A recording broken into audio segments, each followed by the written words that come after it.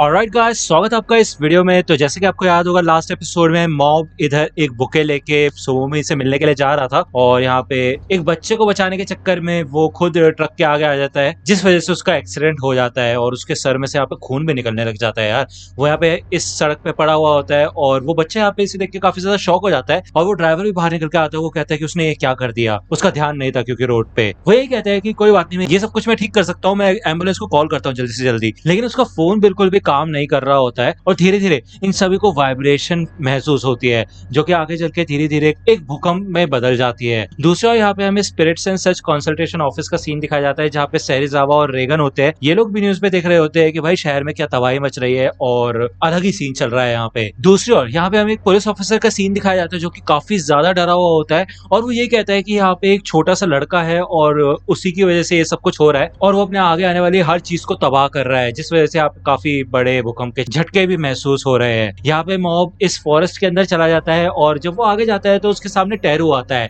वो उसे आते साथ ये कहता है कि हे, मेरे को लग ही रहा था कि तुम यहाँ पे होगे, मेरे को समझ आ गया था कि ये तुम ही हो। ऐसा लगता है कि तुम बिल्कुल आउट ऑफ कंट्रोल हो गए हो, क्यों है ना। तो बेसिकली ये अभी मॉब तो है नहीं, वो अपने 100% नहीं कह सकता इसको, ये अनलिमिटेड पावर है उसकी, जिसको ट्रिपल क्वेश्चन मार्क से डिनोट किया जाता है। तो हम इसलिए मॉब के इस फॉर्म को ट्रिपल क्यू बोल सकते हैं अभी के लिए, ठीक है ना। इसे ट्रिपल क्यू टेरू की बात मानने के लिए तैयार नहीं होता, वो उसको इग्नोर कर देता है और ऊपर से वो टेरू के ऊपर अटैक करना शुरू कर देता है। थोड़े बहुत अटैक झेलने के बाद टेरू समझ जाता है कि उसको उसका सामना करना होगा, जिसके बाद वो अपने स्कार्फ में अपना ऑरा डालता है और एक तरीके से वो ट्रिपल क्यू को बांधने की कोशिश करता है। लेकिन जैसे वो उसके नजदीक आता है उसको छूने के लिए, भाई उसका स्कार्फ तो फटी से आता है, साथ ही साथ यहाँ पे टेरू को भी ट्रिपल क्यू बहुत दूर उड़ा देता है। भाई उसकी वाट लग चुकी होती है यहाँ पे। इन दोनों की लड़ाई में यहाँ पे जो ट्रिपल क्यू के हाथ में बुके होता है वो उड़ के जाने लगता है, जिसके बाद यहाँ पे उसके एक्सप्रेशन एकदम से चेंज होते हैं। तो टेरू ये देख के समझ जाता है कि ये बुके ही उसका वीक पॉइंट है, तो अगर वो उसको डिस्ट्रॉय कर देगा तो शायद मॉब अपने होश में आ जाए। यहाँ पे टेरू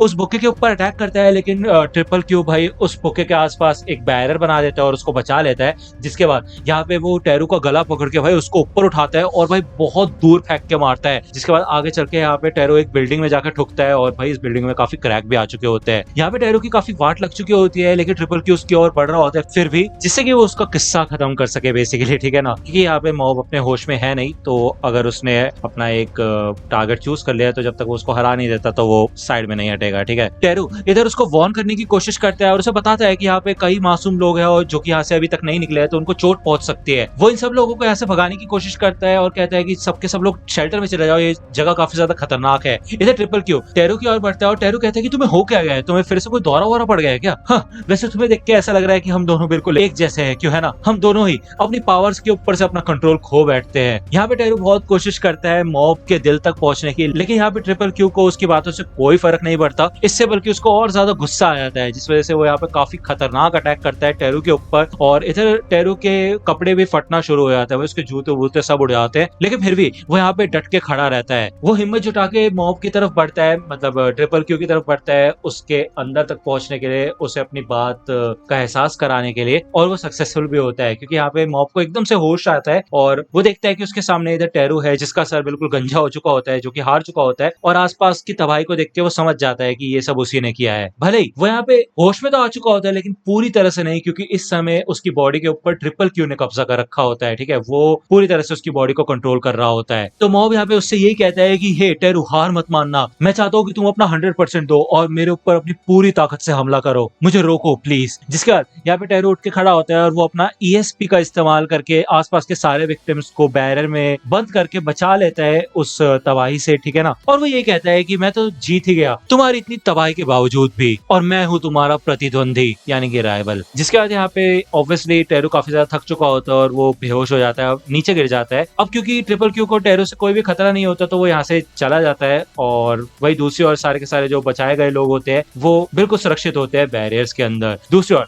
यहाँ पे हमें कोयामा का सीन दिखाया जाता है, जो कि भाई अपने काम पे ठीक से ध्यान नहीं दे पाता, इस वजह से साकुराई उसको डांटता है। वो कहता है कि तुम ये क्या कर रहे हो, अगर तुम सारे कस्टमर्स को नया सामान दे दोगे तो पुराने सामान का हम क्या करेंगे, उनको बेचना भी तो जरूरी है ना। तो ये लोग यहाँ पे स्माइल मार्ट के बैक रूम में होते हैं और कोयामा यही कहता है कि मैं अपने कस्टमर्स का काफी ध्यान देता हूँ और मैं उनको पुराना सामान नहीं देना चाहता। इन भूकंप के झटकों की वजह से ये दोनों ही जब बाहर आते हैं तो देखते हैं कि सामने से ट्रिपल क्यू आ रहा होता है। अब ऑब्वियसली इनका सामना पहले भी मॉब से हो चुका होता है, तो ये लोग कहते हैं कि हे लड़के, तुम यहाँ पे क्या कर रहे हो, क्या तुम हमसे कोई बदला लेने आए हो क्या। देखना बेटा, फिर हम भी पीछे नहीं हटेंगे, हम भी अपनी पूरी ताकत से तुम्हारे ऊपर हमला करेंगे। तो ये लोग भी रेडी हो जाते हैं मॉब के ऊपर अटैक करने के लिए। ट्रिपल क्यू की ये न्यूज पूरे शहर में फैलने लग जाती है, उसकी फोटोज लीक होने लग जाती है और जो मॉब के दोस्त है जैसे कि टोमे, मुसाशी और साथ ही साथ रेगन और सेरिजावा, ये लोग भी पहचान जाते हैं कि ये और कोई नहीं बल्कि मॉब है, उसी की वजह से ये सब कुछ हो रहा है। यहाँ पे हमें एक प्लेन का सीन दिखाया जाता है जिसको हाटोरी उड़ा रहा होता है। इस प्लेन के अंदर टोइचिरो सुजुकी और जोसेफ होते हैं। जोसेफ इन सभी प्रिजनर्स को इस सिचुएशन के बारे में बताता है। वो कहता है कि तुम्हारी सजा कम हो सकती है अगर तुम इस मिशन में ट्रिपल क्यू को रोकने में हमारी मदद करोगे। तो इनमें से एक प्रिजनर कुछ ज्यादा बनता है और कुछ ज्यादा एटीट्यूड दिखाता है, जिसके बाद भाई टोइचिरो उसकी वाट लगा के रख देता है और साथ ही साथ बाकी क्रिमिनल्स को भी वो तोड़ के रख देता है।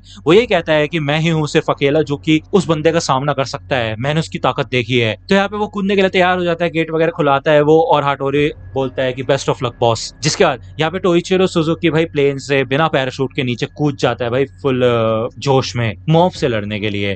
ठीक है ना, तो ये एपिसोड यहीं पे खत्म होता है और भाई इस सीरीज के बस 2 और एपिसोड बचे हैं। मैं कोशिश करूंगा उन दोनों एपिसोड को जल्द से जल्द पूरा करने की, लेकिन उससे पहले मैं चाहता हूँ शायद जुजुत्सु काइसेन के सीजन 1 की समरी वीडियो कवर कर दूं, क्योंकि 31 को आएगा शायद न्यू एपिसोड, तो सोच रहा हूँ कि वो कवर करूँ नेक्स्ट पेन के ऊपर। ठीक है, तो कमेंट सेक्शन में बताना अगर आप लोग चाहते हो तो, वैसे तो बनाऊंगा ही, ठीक है, बट सपोर्ट तो दिखा ही सकते हो, क्यों, है ना। मिलता हूं आपसे अगली वीडियो में, तब तक के लिए गुड बाय। तो दोस्तों आज की वीडियो के लिए सिर्फ इतना ही। आई होप कि आपको ये वीडियो पसंद आई होगी। अगर आपको ये वीडियो पसंद आई हो तो प्लीज लाइक कीजिए, अपने दोस्तों के साथ शेयर कीजिए और मेरे चैनल को सब्सक्राइब करना मत भूलेगा। और अगर आप मुझे कांटेक्ट करना चाहते हैं तो आप मुझे इंस्टाग्राम पे कांटेक्ट कर सकते हैं। मेरे पेज की लिंक आपको डिस्क्रिप्शन में मिल जाएगी। मिलता हूं आपसे अगले वीडियो में, तब तक के लिए गुड बाय।